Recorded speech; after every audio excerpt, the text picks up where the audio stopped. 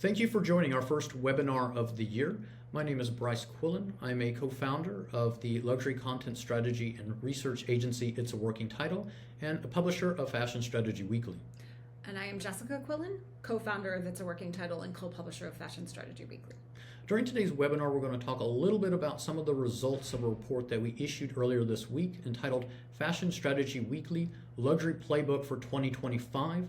Welcome to the year of Content First Brand Strategy. And just to give you a bit of the lay of the land for the topics we want to cover during today's webinar, first off, we're going to look a little bit backwards at 2024, which was a fairly extraordinary year for the luxury industry. And in fact, it was a fairly extraordinary year that followed several extraordinary years for the business after the pandemic. But we're not going to look backwards just for the sake of understanding the past, but really to try to zero in on what we think some brands that succeeded in 2024 did right and what the industry as a whole can learn from those brands going forward. And on that basis, then we're going to present our very first, what we call Quality of Content Effectiveness Index, which in our view makes the point that those brands which were successful in what was a pretty tough year last year did so because of the quality of their content strategy and the quality of their engagement that they had with their audiences across customer touch points.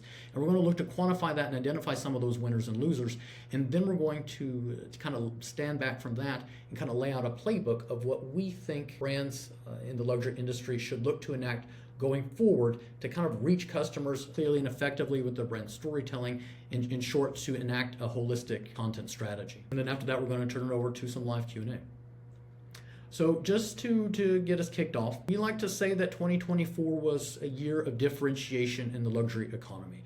Now, the chatter amongst industry watchers and even deep into the popular press is that luxury had a downturn in 2024. This has kind of, in some cases, been a fairly kind of benign cyclical sort of version of events, which is after years of very strong growth, luxury had a slowdown last year, all the way to kind of on the other side of the spectrum, which is that luxury is at a kind of a tipping point and a crisis point for various reasons, and we need to see kind of big time wholesale changes in the business kind of to restore growth. But if we just stand back and look a little bit back at what the statistics show about 2024 relative to kind of recent historical performance, it was at the aggregate level a downturn. It was, in fact, it was probably the first annual downturn in 20 years, if you exclude years impacted by the global financial crisis and the pandemic. And this chart is showing you revenue growth on a semi-annual basis, so the first and second half of the year. And we don't have full year 2024 statistics in yet, but it looks like the industry is going to have at the aggregate level, weighted level, about a 5% decline. And our econometric model, which is based on a number of kind of economic and kind of structural variables, predicts that we'll have a pretty similar performance in the first half of 2025 before we have a little bit of a bounce back in 2026, but at levels that are kind of below recent historical performance. So however you want to look at it, it's if you look at these numbers, if you look at the size of that downturn, certainly it's not the biggest downturn the industry's had historically, but clearly what we're seeing is the end of that post-pandemic super cycle, as we like to call it, and the emergence of the industry into a new age. Now, what I think has always made us a little bit uncomfortable about some of the narrative surrounding the industry as a whole, particularly the narrative that you see in the popular press, where you kind of analysts will look at kind of top level numbers and don't necessarily kind of understand the brands and kind of look at it from a bottom up perspective and differentiate amongst various performers in the industry, is that it was at the aggregate level slowdown, but there was a huge amount of differentiation, and that differentiation disappears when you're just looking at averages. So if you unbundle kind of what the industry looked like, company by company, as this chart does, you see that, look, there were a number of top performers last year. In fact, by our estimates, about 40 to 45% of the industry had a good year, which we would define as being above, not just having positive growth last year, but in some cases growth that was above what analysts expected coming into the year. And analysts had fairly, I think, pretty pessimistic views coming into 2024. So, and I think these names, for those who watch the industry, will not be very surprising. Prada massively performing analyst expectations from the start of the year. The orange bar showing you the revenue growth that has been reported to date. The yellow dot is what analysts expected. Prada powered by this extraordinary performance of Miu Miu leading the industry. But you see Hermes, Cucinelli, you see Ralph Lauren, even Capri, Luxottica. So you see, Richemont, dipping into the argument that maybe hard luxury was more successful than soft luxury in some. I think a number of good performances, which in our view gives rise to the argument. Look, it wasn't a bad year for the industry. It was a year where we just saw an increased amount, maybe a historically unique amount of diffusion across the industry, which in our view, then raises the question, well, what are the correlates for that good performance versus, shall we say, some subpar performances in 2024? So for us, one of the key questions we had looking at what happened in 2025 is what brands were doing well versus what other brands were not. And we always look at everything through the lens of content, which for us is key to modern customer experience. And this is not just a digital thing for consumers. It's really a holistic indicator that we view unites customer experience between digital and IRL across platforms. So we step back as researchers to sort of determine, is there a correlation between brand revenue growth in 2024 and the quality and effectiveness of their content across platforms in 2024? So we built this index to measure this relationship, and the results were surprising. So this index is based on a scale of 3 to 9. The content effectiveness indicators is a battery of measures comparing, number one, a sort of hard coding, if you will, of brands' Instagram shoppability based on a 1 to 3 scale of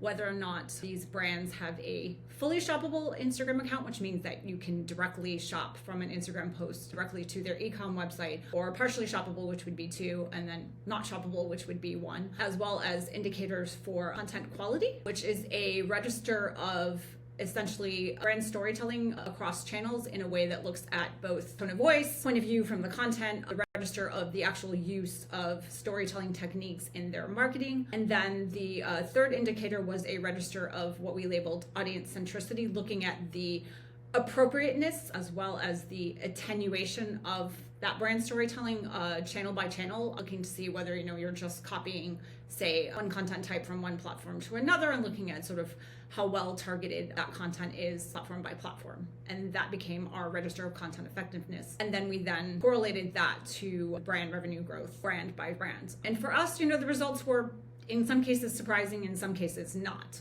Our top performer by far was also the top performer in terms of revenue growth, Miu Miu, both due to a high concentration of very practical brand storytelling, particularly on Instagram. They're one of the few brands, as we discussed in our Instagram shoppability index, to have a fully shoppable Instagram account. They also have very appropriate storytelling channel by channel. So that was perhaps not a surprise. Other top performers included Hermes, not surprisingly, particularly for their use of video and other kind of animations, both on their website and Instagram, in very, I think, brand appropriate storytelling, obviously to their whole equestrian kind of heritage, but really they're heavy focused on what we would call a micro storytelling, kind of channel by channel, really using content types, both on their website and Instagram in particular, very well targeted to their sort of core customer values. They're also very easy to shop, both from their Instagram account as well as their e-com site. Other top performers were Brunello Cucinelli, particularly for the, I think, caliber of their use of narrative marketing and the combination of what we feel are very channel appropriate innovation, particularly in some of their marketing campaigns. We've discussed at length the kind of appropriateness of their use of things like AI for Salome AI and other things, really on a purely corporate website to tell their brand story and things like that, and their use of immersive technologies on their website to drive storytelling and things like that. For us, other surprising performers, for instance, were Thom Browne, which is very well known for its use of storytelling techniques in its runway shows and in other platforms, struggled both in terms of revenue as well as in that sort of consistent storytelling across channels. And on the sort of lower performer side, you have some of the brands that are really struggling in terms of, I would say, identifying who they are from a brand DNA perspective, and that really came across in sort of this lack of consistency of the brand, both in, I think, in digital and IRL touch points. Gucci in particular, and even Saint Laurent, I think, struggle both on the customer experience side for in-store experiences, or for us in terms of really building a brand experience that feels the same platform to platform. And there are some other interesting kind of perspectives on the use of content as well as the revenue growth. Did you want to touch on those as Yeah, well? I mean, so, when I look at a plot like this, and I'm kind of an unreconstructed economist always in my mind,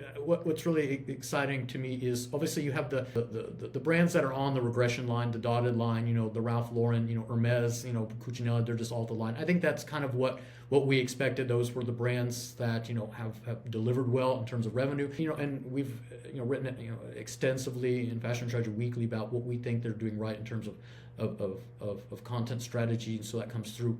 In some cases, the more exciting ones, the more interesting ones are those outliers, the ones that are not on the line. And Jessica's mentioned some of these. Even Tom Brown surprised us. So if you look at that space between Tom Brown, the dot there and the dotted line, that is the regression plot.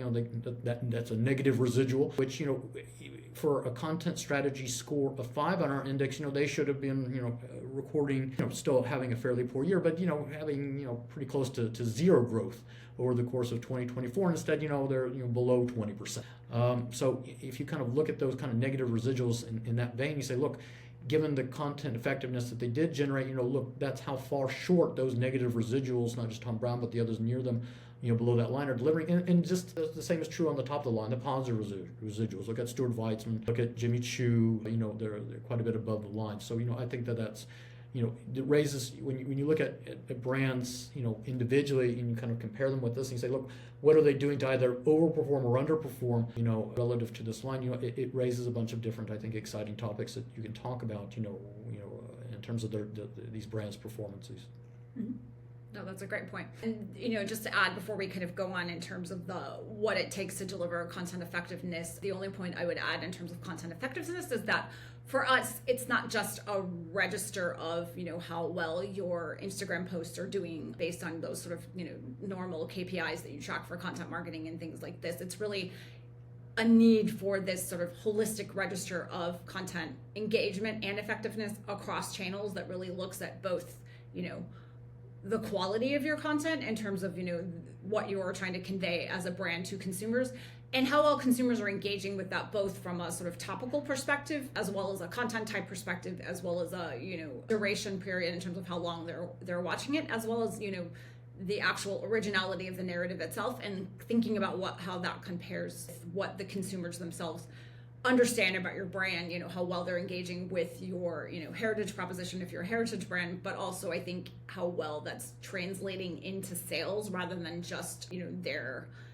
engagement with your videos on TikTok and all of that. And for us, this sort of aggregate measure of content effectiveness is that sort of holistic measure that sort of, combines KPIs and a couple of other indicators to really provide a more in-depth and comprehensive measure of content performance that shows exactly sort of where that brand content is meeting consumer needs and expectations. Yeah, but just a last comment on methodology, a kind of a boring point, but for those who kind of look at these charts and think, is this basically data mined? Look, we worked really hard not to mine this. We basically did the content effectiveness index. We ran this plot, and this is what it looked like. We didn't then go back and fiddle with our effectiveness index to try to get this plot. Now, we don't pretend that there are not other variables in this model. There are obviously a bunch of things that drive revenue growth. Another caveat should be that 2024, we don't have all those numbers in the books. So but as an impressionistic, shall we say, rather than scientific view, I think we were impressed by the extent to which this quantitative measure was consistent with some of the kind of the qualitative priors we brought into how brands are performing and their content effectiveness. And then as a last point, if you're looking at things, you're saying, what about this brand, what about that brand? We only included those brands for which we actually have revenue data. A lot of large organizations present only aggregate data. So if we don't have brand by brand data, we couldn't include it. We don't include conglomerates and groups of brands. And at the end of the day, this chart shows that the brands that won the content wars in 2024 were the brands that won consumer over, which the revenue data shows. Yeah. So in terms of what to do with this, if you're a brand, what does it take to deliver effective content, and what do we actually mean by content in the first place? And at a high level, it's a very sort of kitschy thing to say, but As people, we live in a world of content. We're surrounded by content. And for us, especially for consumer-focused brands, we take a very all-encompassing definition of content. We feel strongly that content is not just a digital thing or even a word thing necessarily for today's shoppers. Content really comprises anywhere your target audiences encounter your brand messaging. And this is very much a digital phenomenon on the one hand, as well as an in-person, kind of IRL, what we like to call IRL plus phenomenon. So if you are a retail, fashion, or luxury brand, this includes anywhere that your, brand DNA is felt by consumers. So this is both on actual channels that you may consider content for your marketing purposes, both, in, traditional print ads and magazines and that sort of thing, as well as social media content, but it also includes your clienteling efforts, the way your store associates speak to consumers in your store, the actual, sort of customer experience design of your in-person stores and how consistent they feel with your digital presence on channels there. And so the question is, what ties them all together? And for us, content strategy is a holistic concept that it really is that connective tissue that connects, brand content to consumer needs on a very fundamental level. So for us, holistic content strategy is an overarching vision and framework for your brand content. Content strategy ensures that every piece of content throughout your brand ecosystem aligns with your brand values, consumer needs and preferences, as well as your long-term goals. For us, content is really about understanding not just, sort of traditional, user experience design personas and journey maps, which focus on obviously, the buying journey and all of that, but also taking into account, kind of what consumers think about your brand on specific touch points through specific pieces of content, understanding, a bit through our content effectiveness index as well, what actually are their content preferences and needs, particularly for ultra high net worth and high net worth consumers who have very different expectations from content than, say, a lot of the Gen Z consumers that get a lot of attention in the press. I think both on sort of the lower end and the higher end, they have very different preferences in terms of, for heritage brands, consumers, in almost every bracket really are able to sort of, consume longer, deeper content in some cases. They want more brand storytelling, and it really does break down in some very specific ways, depending on what type of brand you are and also what type of audience you're looking at there. And for us, this all sort of brings kind of to the forefront the need to focus on quality, channel appropriate content, really attenuated to, what the channel is, who the audiences are, and having all of this enable a seamless, consistent experience, just beyond those short-term marketing tactics, really drive lasting brand equity and customer loyalty. And the whole idea of content strategy is this idea to ensure that your brand feels the same to consumers no matter where they encounter it across channels. And the difference between content strategy and content marketing strategy is really one of lens. For us, content strategy is a holistic concept that drives content marketing strategy, ensures that content marketing strategy is closely honed to corporate vision and values, as well as consumer needs, and really allows you to, kind of laser focus in on your audiences and on those specific brand messages that you want to get across. So for us, from a very kind of, operational perspective, content strategy is essential scalable business strategy tailored to your brand and your consumers that really should be a core corporate function within your brands. We like to say that content strategy is brand strategy in action, and content operations is its engine. And really, content operations is that actual, infrastructure layer within your brand that really allows your content teams to collaborate, to create content in a consistent, framework and publishing kind of methodology. And, not to get technical into the weeds of this, but there's a lot of attention within, kind of retail conferences and even, kind of tech discussions on, the basics of strategy and operations for things like digital asset management and that sort of thing. And for us, it's great to have your DAM operations together. Obviously, everyone needs your PIM together for your product database, but you also need to think about that content layer on top of that. and ensuring that you really have a strategic framework and kind of operational model, as well as, kind of core standard operating procedures for content that really cover that layer on top of that. So you really have the infrastructure your teams need to do to get content out the door when they need to, in a way that is collaborative, process driven, and documented, so that you really know your core vision and values for content in a documented way, but also that each team that drives content is not operating in a bubble and is really able to sort of plan strategically, but also collaborate in the way they need to do to produce quality content and get it to where it needs to go in a way that's going to be both efficient for your operations as well as, attenuated to your consumers. And the question for us in terms of who is doing it well, we really believe that, our top performers are among the ones who really look at that, kind of space where their core narrative can really come across in a way that's very true to who they are, but I think really tapping into where audiences are. And Cucinelli, for us, to do this so well because they're able to really, I think, tap into their heritage in a way that feels modern and use video in a way that doesn't just do storytelling per se, but it pulls on, key elements of their brand heritage in a very multi-sensory synesthetic kind of way, which is very honed into brand universe building, but in a way that is, not just, kind of kitschy, but it's very true to who they are, and it's very true to who their consumers are looking for. Not just these, kind of brand codes of quality craftsmanship and all of this, but I think this authenticity, and it's also small. It's also well placed, and it's also, its own narrative unto itself. So I'm gonna just pull this out real quick here and show this to you guys on this channel here. We're just gonna watch a few seconds of this just to get a sense of why we say that this is effective.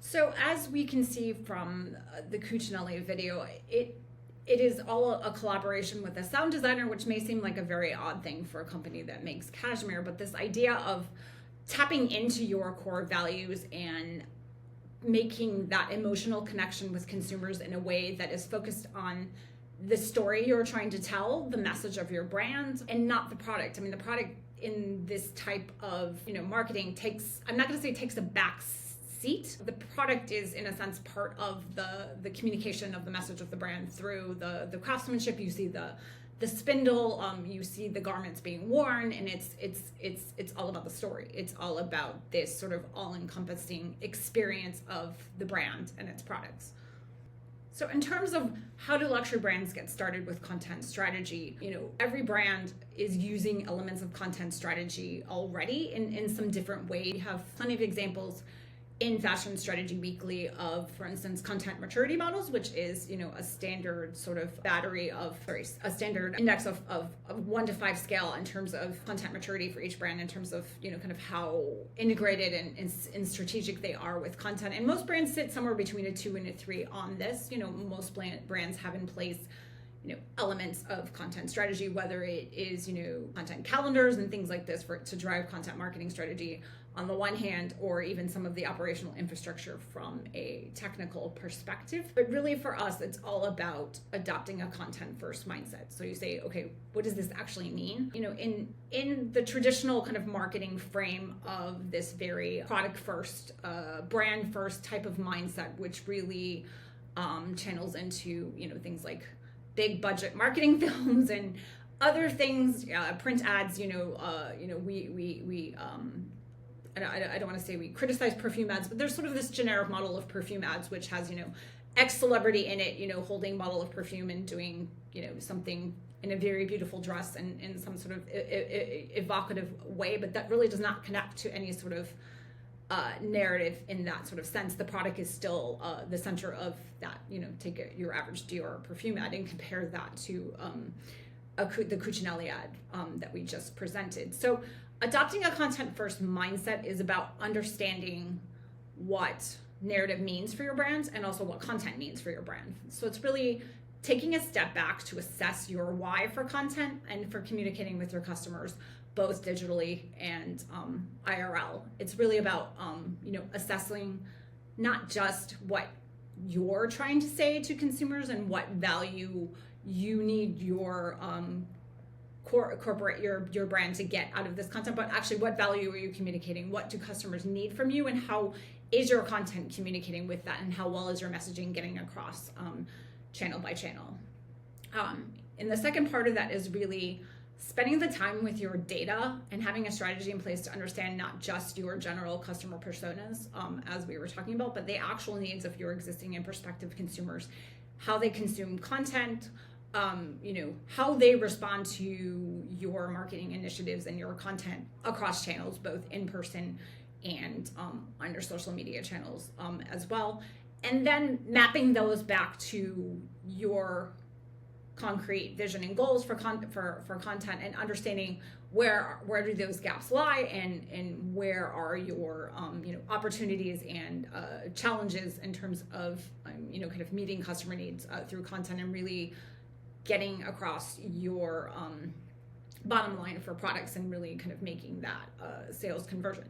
And the second part of this then is actually auditing and evaluating your content itself across channels, as well as your processes, standards, templates, guidelines, teams, systems, and tools, kind of across the organization.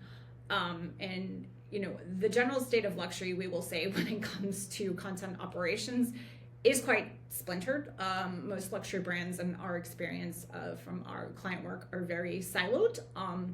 And this is partially, I don't want to say deliberate, but it's also just due to the way a lot of brands have grown and expanded over the years, and you end up with content functions separated across teams. You will have social media teams on one hand, you will have your e-com teams quite separate from that, and you can even have separate sort of corporate website experience teams separate from that, and then brand and marketing even separate from that to drive sort of in-person activations and all of this. And in the middle is sort of your consumers really getting, in some cases, inconsistent and conflicting messages from your brand in different places that they encounter your brand. And the purpose of content strategy is really to come in and start to sort of align all of these processes and ways of doing content together. So the sort of final part of bringing together a content first mindset is really to step back and articulate and document your North Star for content to identify both the unique value proposition of your brand, so that's your brand strategy, your brand matrix, but also documenting that in a way that is true to your company's DNA, relevant to your today's market economy, and memorable to your customer, your target consumers. Because again, one of the reasons we talk about content strategy is brand strategy in action, because it really is the way that your messaging gets conveyed to consumers across channels. Yeah, I mean, and the benefits of this, of enacting a content first mindset, isn't just to successfully articulate your brand story consistently into the marketplace to grow top line revenue, as well as establish that kind of long-term enduring relationship with customers that is more important than year-on-year and quarter-on-quarter sales targets. I mean, this is what allows kind of luxury to be luxury, right? I mean, the magic of luxury, the kind of appeal to a sense of aspiration, a kind of the narrative and kind of the magic that surround luxury, is itself not just a product of creativity, but also of deliberate business strategy design, of which we would say content strategy is massively important, probably always was, but now in an environment, after the pandemic, where now digital engagement is so important for luxury, it becomes almost essential, and the risks of not doing so, become become quite vast as the number of potential customer touch points increases. And then just from a pure dollars and cents, perspective, it's not just about growing top line sales and establishing a brand relationship long term. This is also about reducing your costs. Immediately after the pandemic, you saw a lot of brands jump 2 feet first for the first time into digital engagement. They bought a bunch of different tools, to facilitate that. And quite understandably, because things had to move very quickly, a lot of sort of tactical short-term decision making was taken, and so brands ended up kind of buying a bunch of different tools to kind of facilitate this, kind of now multi-channel, omni-channel engagement with customers. And we found in our client engagements, they may use 5, 10, 15% of the capacity of each of those tools. So I have, literally, hundreds of thousands of dollars of tools lying around, used differently by different teams, sometimes, again, not to their full potential. So if you can start to put in place, a consistent content strategy, you can start to ask yourself questions like, what are justifiable expenditures, and look to consolidate costs. And look, I don't think it's realistic to think you're going to, complex organizations are going to wake up one day and decide to integrate all their operations under one shop.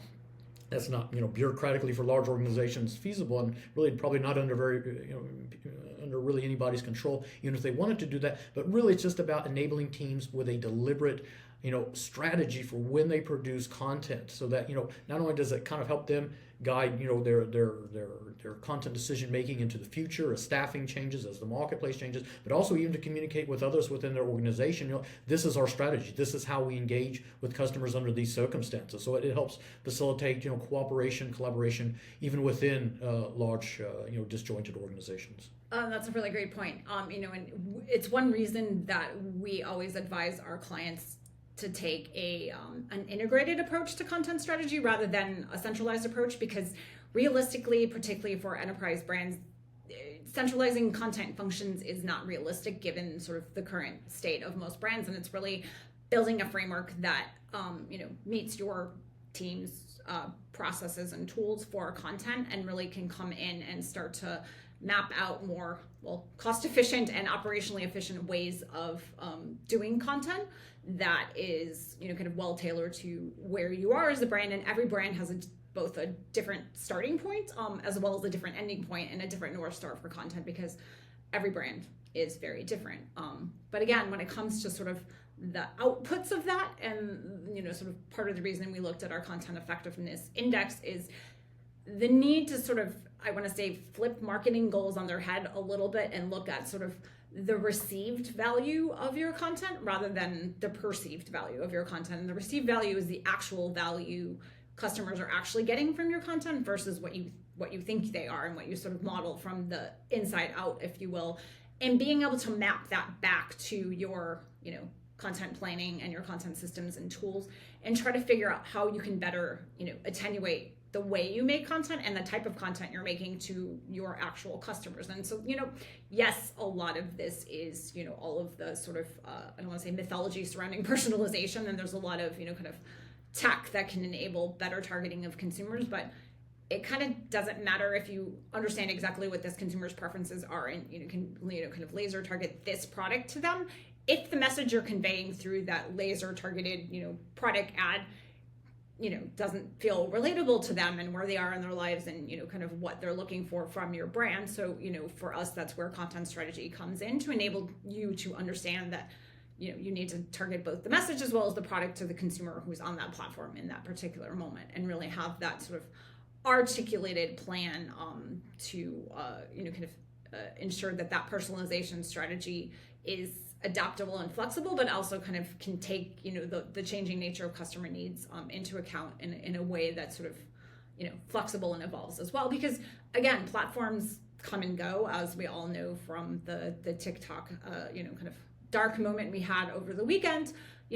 Your content marketing strategy in particular should never be kind of fixated on one channel, one platform, kind of even one content type necessarily. Yes, you do need to focus on dynamic content and sort of these more sort of interactive ways of doing content, but your entire strategy needs to be bigger than that, and it needs to be closely related to your overall brand and product strategy to kind of drive consumer engagement, because customer experience is driven by content. in today's market. Well, thank you so much for joining us today. We just wanted to open this up now for some live questions, which we will be facilitating in the comments.